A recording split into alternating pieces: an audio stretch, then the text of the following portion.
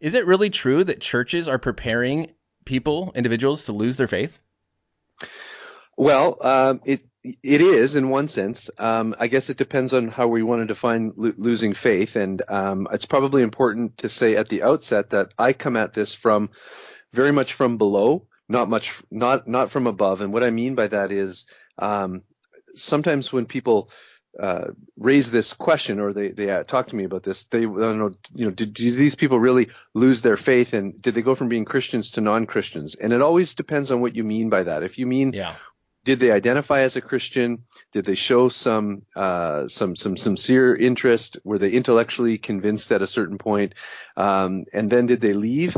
Yes. And so from a sociological perspective, are people losing their faith, and are parents and churches playing a role in bringing that about? I think that the answer to that is clearly yes.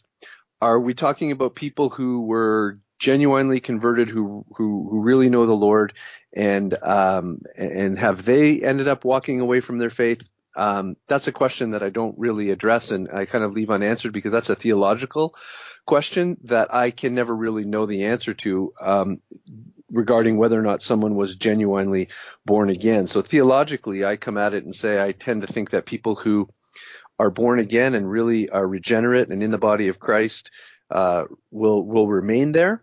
Although I do acknowledge the fact that there are a lot of good believers who have a different theology on this, and it's a debated issue, and there are lots of people who will say, I sincerely believed, and I was living it out, and now I don't believe anymore, and I'm not living it out. And so the answer to the question, I guess in short, is it true? Well, from a sociological perspective, yes, it is true. Lots of things parents and churches who are well-meaning and well-intentioned, unfortunately, do set up folks for a crisis of faith that ultimately leads to them leaving their faith.